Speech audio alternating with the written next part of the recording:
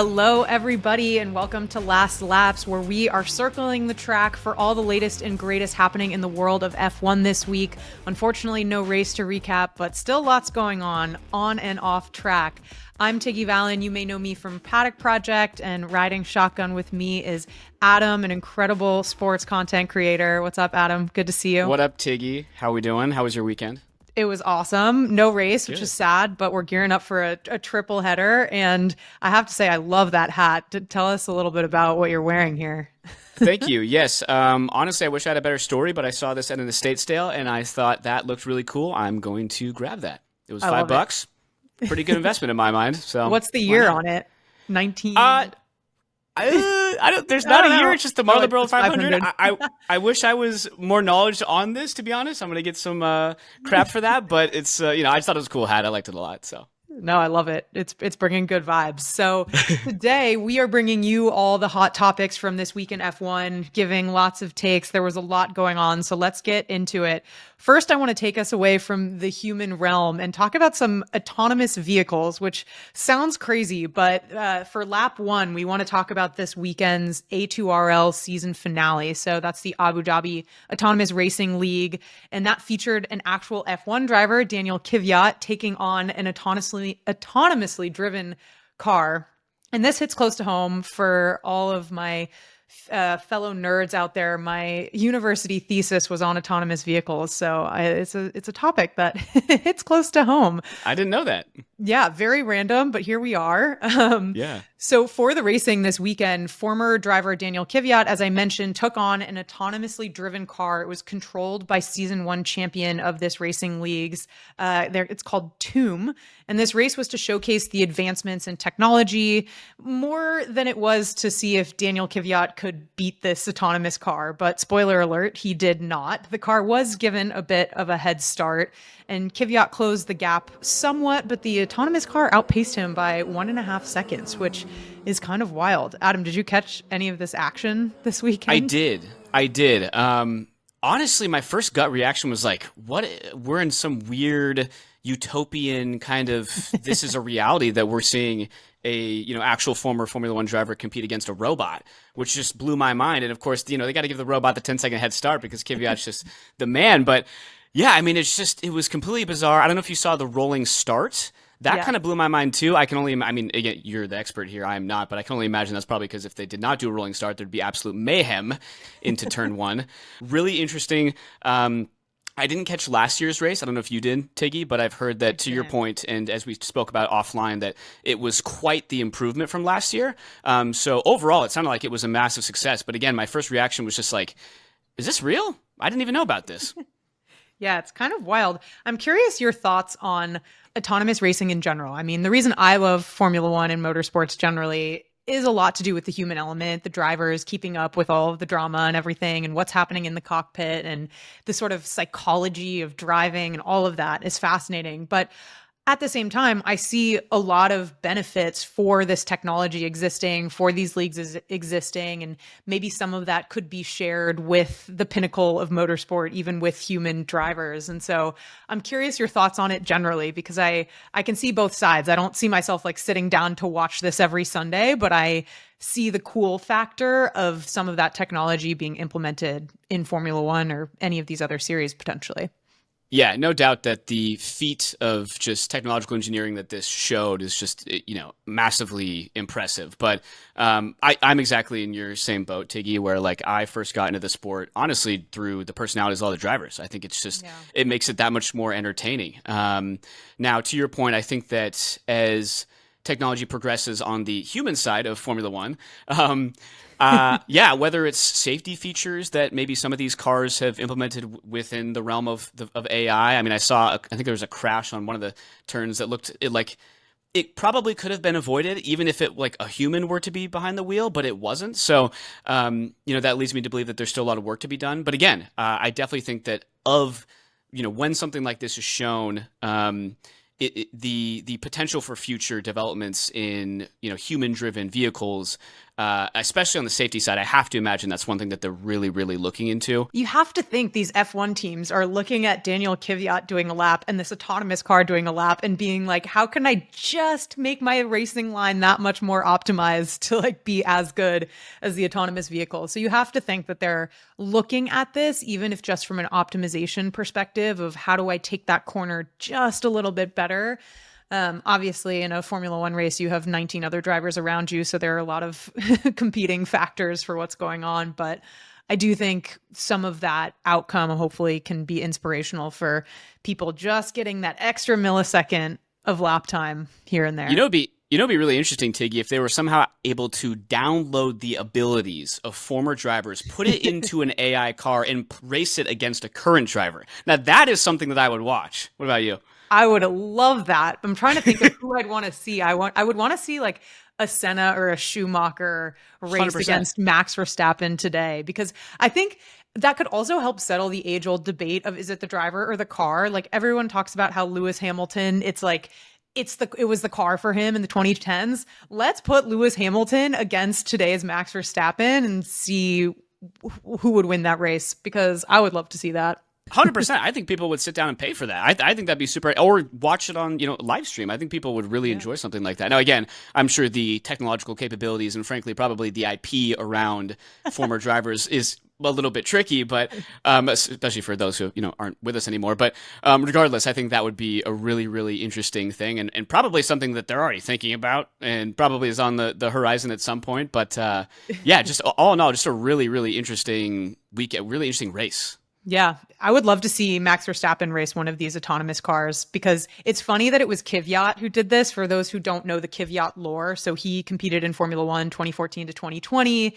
He was replaced at Red Bull by Max Verstappen. And so Max is sort of a legend in the Red Bull world, and Daniel Kvyat was basically ousted to the junior teams because of Max. But not only that, Max's girlfriend was Daniel Kvyat's ex. So he kind of stole the seat and the girl at the same time, which I kind of love that lore. So yeah, I mean, if you know that backstory, the drama behind that situation, it's just like, hey, it makes for some good TV.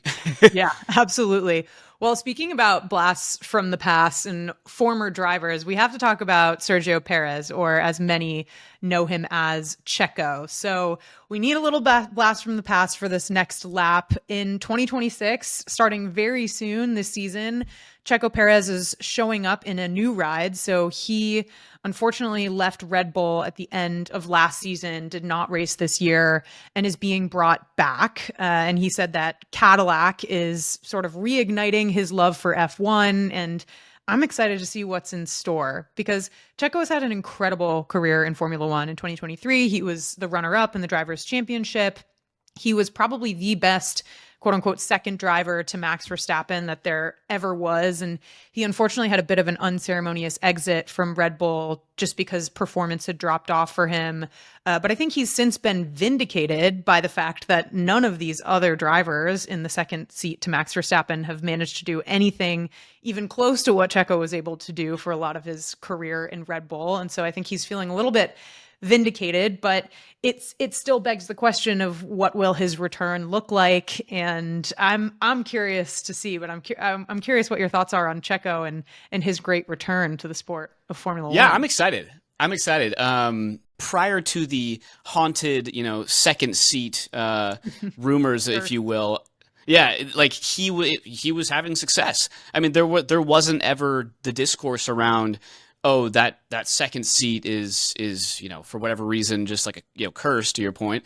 And so yeah, I'm excited to see him back on the grid. I think that a successful season for Checo and for the team as a whole will be just to be competitive. I mean, not to get too astray here, but you look at the historically brand new teams to the grid don't really do well. And there are some edge cases, of course, but I think that whatever the competitive success looks like for the team, I hope that they can reach that, and I hope the best for them. Frankly. Yeah, 100%. I think Cadillac was very smart in their choice of drivers, opting for two veterans, two of the best second drivers, so to speak, Bottas to Hamilton, Checo to Max Verstappen. And so they've had incredible careers, and they definitely provide the experience needed for a new team to hit the track and get the sort of short feedback loop that those drivers are going to be able to provide to them. To your point, new teams rarely fare well in Formula One. Maybe we'll get a Braun GP situation from Cadillac. I personally would love that as the only, well, not the only, but the mostly American team joining the grid. It's going to be interesting because Cadillac is going to be a customer team for its first several years in the sport. So they're going to be using Ferrari's engines, and then they're working towards building their own engines. That said, this weekend, Checo drove a 2023 Ferrari at Imola, probably because Ferrari will be supplying those engines for them, which is fun. I think it's going to be cool to see Checo in a Ferrari engine. In Red Bull, he didn't have a Ferrari engine, so it's a little bit of a different situation and scenario. But yeah, I think it's going to be a fun ride to see Checo on track again. Yeah, I mean, Tiggy, I'll put it in your court again, though. How do you think they'll do this first season? I have high hopes for them, but I think the first year is a learning year, to your point, and I would be shocked if they were anywhere above midfield, and even midfield feels like a stretch for a new team. So Agreed. I don't have like the highest of hopes just by virtue of the fact that it's a new team, but I think they are assembling the right people. They're doing the right things. They've made the right choices in drivers, and that's about as far as you can hope. Yeah. And I don't know about you, but regardless of what happens, I always get excited by a new team. It's kind of, 100%. it's like, hey, we got more drivers, we got another team. Like, let's, I'm like a de facto have to be like a little bit of a fan because I'm like, all right, let's at least see some success here. Come on now. Yeah. So, 100%. yeah. 2 more seats on a very, very small grid to begin with is a huge win. So Yeah. they of course have gone with veterans, so it's not like we're getting new blood into the sport Totally. quite yet, but it does open up that possibility for seasons to come, and I'm super excited about it. And I hope that the Cadillac leadership, I think, is thinking of all of these things in the right way. So I hope that bears some fruit. But I think, speaking of leadership, we do have to talk about one of these other teams that is maybe struggling a little bit on that front. So in this next lap, we have to talk about Ferrari because the vibes have not been immaculate these days for the very storied organization. And I'm going to put on my Ferrari solidarity cap for this one because there's a lot to discuss. So first off, on paper, I think Lewis Hamilton and Ferrari should have been a match made in heaven, right? But unfortunately, the way the season has gone, the results have not panned out in the way that either of them would have hoped. The team had a double DNF in Sao Paulo. That may have been the final straw for the drivers, the executives, the fans. Everybody is feeling a little frustrated, and I understand that. But that prompted Ferrari chairman John Elkann to stoke the flames by coming out and making his feelings very well known, saying that we need drivers to focus on driving and talking less. I don't know if you remember that Rihanna song, Shut Up and Drive, but he's basically telling the drivers to do just that. And that has sparked a lot of outrage. Everybody is talking about it, even Jenson Button, Gunther Steiner, like people are coming out and being like, what in the world is John Elkann saying? And there's now this hashtag Elkann out campaign. It's a hashtag that has tens of thousands of engagements online. Fans are using that hashtag everywhere, all over Ferrari's official pages. It's a bad look. And I have a lot of thoughts on that statement, but Adam, I would love to kick it off to you first to hear your reaction. Yeah, I mean, it's absolutely atrocious leadership. When you're in a position like Elkann is in, despite what the reality is, you have to take the blame. That's, point blank period at the end of the day. You can't put that kind of unnecessary commentary and pressure and just really sort of like resentment type of feeling onto your drivers. You have to take the blame. You are the coach in this regard, and or the leader, and yeah, that's what a good leader does is they take the blame no matter what, and they proceed forward and try to improve. But the fact that he just kind of called out the drivers, and it just you hear the commentary from the other pundits in Formula One, and it's just I really think the only way to make right is there's got to be change. We'll put it that way. But Tiggy, what do you think? What change comes of this? I couldn't agree with you more.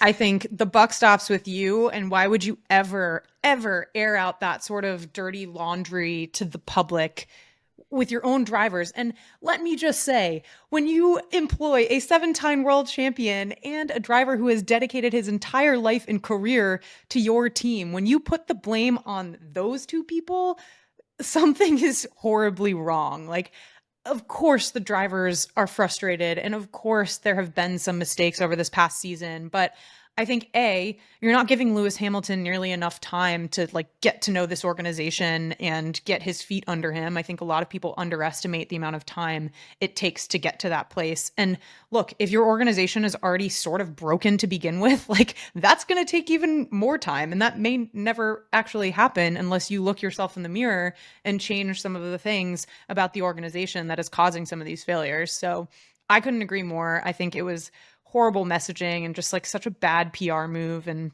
for the owner and the chairman of like something like this to be speaking in that way, I can't imagine how the drivers and the team feel overall. It's just the opposite of the unification you need to go forward and improve.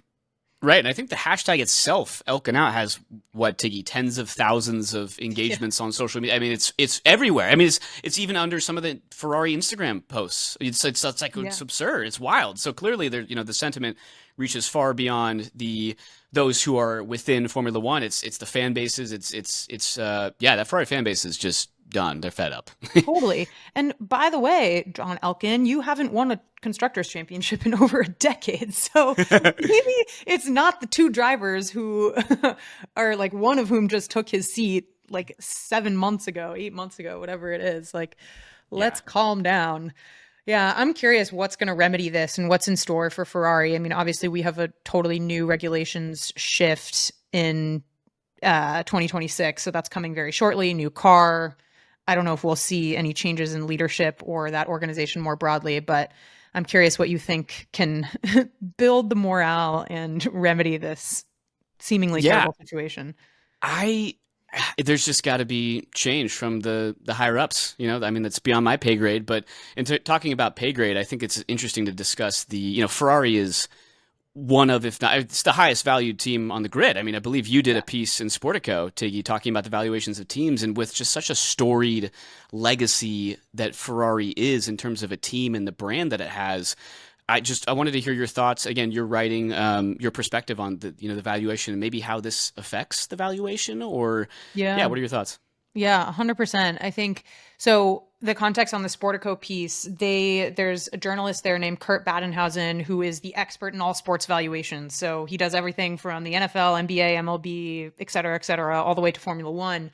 And he releases team valuations every year based on obviously a lot of data, a lot of it public, but a lot of conversations privately with teams and leaders. And look, there's no surprise that Ferrari tops that list. They're at $6.4 billion of valuation. Mercedes is next at 5.8, and it goes down from there. But yeah, Ferrari is a unicorn brand. We all know that. A lot of their revenue and their just like strength as an organization financially is the lifestyle marketing around it, the merch, the brand value. It's like it is the top of any F1 brand. And I think we know that. And so I would never justify what Elkin is saying, but I think to some degree where he's coming from is probably protect the brand at all costs, even if that is counterintuitive, because to protect the brand, you shouldn't be saying anything negative about the people who support and wear your brand anyway, and who are employed by your brand. So I think that messaging is a little strange, but I think he is definitely Ferrari first, and at the expense, unfortunately, of like drivers or anyone else who doesn't seem to be feeding Ferrari in the way he thinks that they should. But yeah, I mean, Ferrari is just an absolute economic juggernaut in this space, and I don't see that changing anytime soon, even though performance on track isn't, the best of the best at the moment. Agreed. And despite them being sort of the brand value juggernaut in the sport, I think there's a ton of room to grow. I mean, you look at some of the top, the highest valued teams around other sports. You look at the Dallas Cowboys in the NFL, you look at the Los Angeles Lakers in the NBA, and they're exceeding $10 billion valuations. And frankly, I think Ferrari can absolutely exceed that, given the history, given just the brand, connection already has to fans. And as we see more and more adoption, in the US and in various different age groups as well, it's going to have to take a really good leader to continue that growth and reach that 10 billion plus valuation, which I absolutely think that they can get to and exceed. Now that said, a lot of the teams that I just mentioned, a lot of their success and the valuations came from success. I don't know if that made sense, but yes, a lot of the team's valuations and how they reached those valuations came from early success. And so, you look at Ferrari recently, and there hasn't really been a lot of success. And so, multiple things to consider there. But all in all, I really think it's going to take a good leader, somebody who can push the brand forward. And I don't think that's necessarily what the current Elkin is the best for that right now. So we will proceed and see what happens. But all in all, I mean, a storied legacy brand that right now seems to be hindered, in my opinion. Totally. And to your point on getting Ferrari, or any team for that matter, getting to that $10 billion mark, the Lakers sold for $10 billion this past summer, I think it's very possible. This is a little financy, but F1 right now is being valued at like 7 to 8 times revenue multiples. Most of these other leagues are well above 10 times revenue. And so Formula One, I don't know if you would call that a discount, but it definitely has room to grow into those like 10 times multiples. And I absolutely think it can get there. The sport is just on fire, and there's a real scarcity value for Formula One, which is like the perfect combination for investors. If you have cost control, if you have entertainment, but you also have scarcity value, like Kurt was reporting that these teams are getting weekly, daily calls from people trying to get their foot in the door as investors. And so there is no shortage of interest or demand for this ownership piece. And I think that will just continue to grow should Formula One make the right decisions. But it certainly is on that path. And also just think about the promotional, the comparability in terms of promotions. I mean, you look at I think the average NFL promotion per team is less than $1 million. I think it's around $750,000 maybe is about the average. And I think I read somewhere that the average promotional value per team, the average is $4 million for each Formula One team. I mean, it's insane. And so you just think of the consumer base as well. And if they can broaden that into new audiences past just call a spade, the wealthy individuals, this kind of exclusive feel, but while still keeping the exclusive feel, but maybe very certain collaborations which we can talk about, intrigues younger audiences and new audiences. And again, to your point, Tiggy, that just continues to grow that fan base and grow the value of the various teams and frankly F1 as a whole. Yeah, 100%. And that's why we're seeing individuals like Toto Wolff start to take money off the table. I'm not sure if you saw the news that Toto Wolff is going to be selling likely a portion of his stake, about 5% of his 33% stake in Mercedes F1, likely to an outside, and I imagine institutional or strategic investor. There are some rumors of who that person is, but nothing is confirmed. But yeah, I think that's going to be a trend. We're going to start to see some of these owners want to capture this insane value that they've had over the past 5 or so years, start to take a little money off the table, and we're going to see more and more come into the sport. So no wonder Toto was so happy when we saw him at the Autosport event in New York City. I'd be happy too. Yep. Casual several $100 million of liquidity for him, which makes sense if most of your net worth is tied up in this asset, which it is. So I think it makes a lot of sense. I don't think it is any reflection of his feelings or hope or belief in Mercedes and how their car is faring for 2026. I don't think any of that is in play here. I really just think it's trying to capture a lot of the value that the sport and Mercedes itself has seen. Yeah. But yeah, speaking of these collaborations, so Formula One is just on a commercial spree. And our next lap is a fun one because 2 more high-profile brands are collaborating. F1 is making its Fortnite debut this week. Now, I've never played Fortnite. I don't know much about it, but I do know that it is a household name. It is an absolutely insane brand, and it's going to bring even more people into the sport. And the F1 teams are set to collab on like outfits, gliders, pickaxes, emotes for all 10 F1 teams. So there's going to be a lot happening in Fortnite. But I don't know if you're more familiar than I am, but I'm curious what you think about this. I mean, I think it's just unbelievably genius by Formula One, and here's why. Because I mean, you look at the amount of streamers that are streaming specifically Fortnite. I've played Fortnite maybe one time.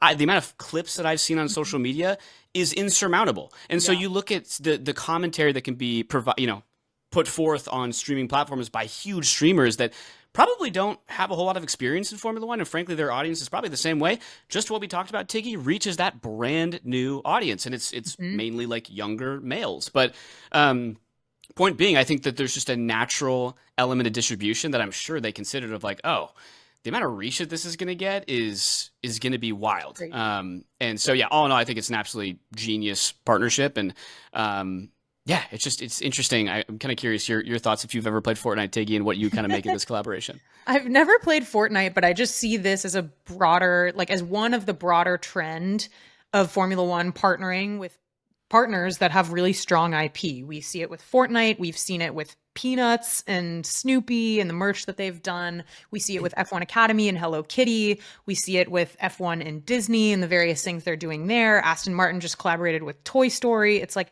there's this broader trend in media and entertainment of trying to partner with and like use this really proven IP that is just sort of a ticket to like success in a lot of ways, commercial success. And I think Formula One is leaning really hard into that. And I think Fortnite is just another example of them doing just that. And so I think it's going to be fun. Has there been a collaboration that's maybe shocked you that's happened thus far? I'm super excited and surprised that Hello Kitty got done. I think if you had said that even 3 years ago, I don't think people would have believed it. And I don't think it would have gotten the reception that it did. Everybody's applauding them for it, and myself being one of them. But I don't think that would have happened even a couple years ago. And so I was very surprised to see that, but pleasantly so. Yeah, I mean, to be honest with you, the Hello Kitty one was shocking to me, but honestly, this Fortnite one was shocking. I mean, granted, I had heard the rumors some time ago, but to your point, I think that if it did come out, years ago, it'd have been more of a shock than it is now. I mean, just with the kind of line of partnerships and collaborations that have happened, to your point, Peanuts, etc. Hello Kitty, I think that it more fits kind of in that category of, like I said, expanding into new audiences, mainly like the younger side, younger viewers. But yeah, that was definitely one that still is. It could be, I don't want to say risky, but just it's different because like, you don't really know sometimes where that conversation is going to go. And I just think that there will be a lot of, I don't want to say learnings, but more so like new fans in the sport that won't understand why it's in Fortnite, but will hopefully eventually, adopt and continue to their fandom in the sport. Yeah. Interesting collaboration in my mind. Well, maybe last question on Fortnite before we move on. If there was an Adam Ferris emote, what would that be? And for everyone who's not aware, which I was educated right before this, an emote is basically a celly, like your celebration after you score a touchdown, or I guess in Fortnite after you kill someone. Well, Tiggy, cue the clip. I'm going to have to go with Max when he won the Mexico GP and he was kind of lounging about and he kind of looked over with the hat on. That was just incredible. It's very simple. It's not crazy, but I think that I love good humor and I'm kind of a dry humor guy. So I crack up every time I see that clip. It's so good. I think mine would have to be the George Russell T-pose. There you go. A classic. Perfect. You have to. Yeah. All right. Well, let's move on to our championship leader. We need to do a lap on Lando. So he has undergone such a transformation this season. He has matured, and that has led to a very dominant 2025 campaign, a little tougher at the beginning of the season, especially with his teammate Oscar Piastri really dominating in the early parts of the season, but he has really put his head down and he is locked in, and he is now leading the championship 3 races away from locking that in. He's making headlines again, but this time it's for comments that appear to be a little bit of a departure from the Lando we've seen as recently as last week, because for all the confidence that he's shown, it was interesting to hear him come out and express some concern heading into the Las Vegas Grand Prix. He is saying that he's definitely not expecting to dominate. And he says, we've never been good in Vegas, so why am I going to think, yeah, it's going to be fine? And just as a blast from the past, so Lando DNF'd last year, or in 2023, the first race, Lando DNF'd, and Oscar was 10th. And then last year, Lando was 6th. So not the best of results, although McLaren, at least in 2023, wasn't expected to be a ton better than that. But I'm curious what you make of those comments. Obviously, we only have 3 races left, so he does need to pull off a pretty good performance in all of these to feel comfortable that he really has it in the bag heading into Abu Dhabi. Yeah, I mean, look, I think he was being objective. I'd like to think that the Lando that we were talking about, as of the past prior, 2 races is still there, and that he's not going to lie, right? He's just, in the essence of Vegas, I guess he's calling a spade, right? I think he's just saying that the last couple of years it's been difficult for McLaren, and who's to say that's going to happen at this race? But yeah, I still think that he's not going to come out and be like, we're gonna get first, we're gonna get pole position and whatever. So I think that he's just being objective, saying what is already known, frankly, and really just focusing on the race ahead. There's no reason for me to believe otherwise. I was kind of reading through the commentary, and it just seems like he was just saying how it was, and hey, move on. The past is the past. Like, let's see what happens this year. So yeah, I agree, and I gotta switch my. Oh, there you go. Lando and Oscar have signed this one, so it's a good one. There you go. Tiggy was prepared for today. I know. Wow. I have to put on my different hats as I think about my different teams and drivers. Now that I've got my Lando thinking cap on, I can really. It's much more clear now. Yeah. It's much more clear. And I do agree with you. I think what his comments maybe were taken a little bit out of context in that he said, yes, they haven't performed well in Vegas, but kind of exactly to your point, like, this is a new year. We don't know what's going to happen. We feel really good about Qatar and Abu Dhabi. Those are tracks that we're really looking forward to. Vegas a little less so, just because we haven't had the best track record over the past 2 years. But yeah, I mean, what championship leader is going to come out and be like, got this one in the bag? Yeah, right. Exactly. It's not going to happen. So yeah, I don't know. I hope McLaren has turned a corner a bit for at least the Vegas track this year, but also if they haven't, then it keeps things exciting, and we'll see what happens. Yeah, I think it'll be really interesting too, because I think some people forget, unless you are attending the race, some people forget that, yes, Vegas is in the desert. Yes, Vegas is very hot in the daytime. At night, it is the desert. It gets very, very cold, and that's something that these teams consider. And actually, Lando touched on it. It's not, hey, I'm not saying he had an out by any means, but he was acknowledging that, hey, it gets cold there at night, and that's an area that we hadn't been very good at. And so, again, I just, not to keep going in circles, but I think you're just calling a spade, saying what it was, and move on. We'll see what this is, a new race, new year. Let's see what happens. 100%. So let's round it out with talking about what to expect in Vegas. It's definitely shaping up to be a movie, so much so that even Motorsport's design team gave it the movie poster treatment, which I love this graphic. Very incredibly well done, and just really brings the vibe of Vegas to the forefront. There are a lot of storylines, but I'm curious what you're looking forward to this weekend, Adam. Well, I'm going to have a prediction, or maybe not even a prediction. What I want to see a rookie on the podium. I don't know who. I don't know. I just want to put that out there into the universe, and I'm hoping a rookie, I don't care who right now, is on the podium. Oh, come on. We gotta have a who in there. Give me a rookie. Tiggy, we talked about it. I love Isaac Hadjar, so give me Hadjar on the podium. Love that. I would love to see him up there. Okay, I like that. What I'm looking out for in Vegas, and I'll give you my hot take as well, which I'm still thinking on, but what I'm looking out for more broadly, obviously the title fight, it's still tight. And so Oscar is not that far behind Lando. One bad race from Lando and the tides could turn again, and Oscar could be leading the championship. It's a pretty big ask for Max Verstappen to climb into serious contention this race, but it's certainly not impossible. So keeping an eye on Max as well.